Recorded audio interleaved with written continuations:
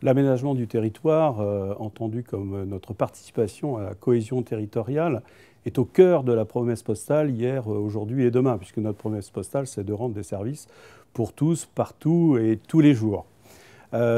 Cette mission, elle se traduit d'abord par deux de nos 4 missions de service public. La première, c'est le service universel postal, qui prévoit que nous sommes présents sur tout le territoire et qui est décrit très précisément dans la directive puis dans la loi postale, à la fois le passage 6 jours par semaine des facteurs et le fait que 99% de la population doit être à moins de 10 km d'un bureau de poste. Il y a aussi une deuxième mission de service public, une mission complémentaire d'aménagement du territoire qui est notamment traduite dans la loi de 2010 par le fait que la Poste doit offrir 17 000 points de contact sur le territoire. Donc vous voyez, c'est vraiment au cœur de l'organisation, de la mission et de l'activité postale. Bien sûr, ces missions ont un coût, 750 millions d'euros, 500 millions au titre du service universel et 242 millions, pour être précis, au titre de la mission complémentaire d'aménagement du territoire, compensée partiellement par 170 millions d'exonération fiscale.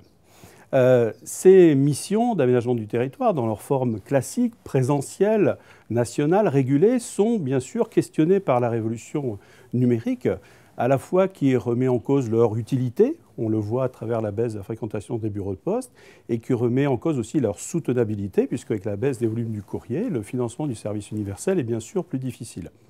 Face à ça, pourrait exister un discours un peu défaitiste, des services moins utiles et plus chers et un risque d'une réduction de voilure. Nous refusons tout à fait cette stratégie, d'abord parce que nous avons une conviction, c'est que cette mission est encore plus importante aujourd'hui.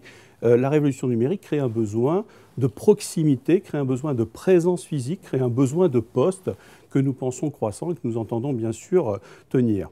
Pour autant, nous avons bien sûr une réponse à ces évolutions. La première, c'est d'adapter notre présence et nous avons choisi de le faire de façon contractuelle en travaillant avec les élus locaux à travers les commissions départementales de présence postale. Et sur une dizaine d'années, nous avons fait évoluer notre réseau par ces consensus locaux, en créant des milliers d'agences postales communales ou de relais postes commerçants qui sont aujourd'hui plébiscités, qui ont permis d'adapter nos missions, de faire respirer notre réseau en augmentant la satisfaction de nos clients et aussi de nos partenaires locaux. Une autre façon pour nous de nous adapter, c'est d'enrichir nos missions. Nous, on est au contraire d'une logique de réduction de voilure, on est dans une logique d'enrichir nos missions avec des nouvelles missions d'intérêt général, par exemple notre participation à la transition énergétique, le diagnostic thermique que font les facteurs, à la silver economy, le maintien des personnes âgées à leur domicile, auquel contribue la visite des facteurs, bien d'autres aussi.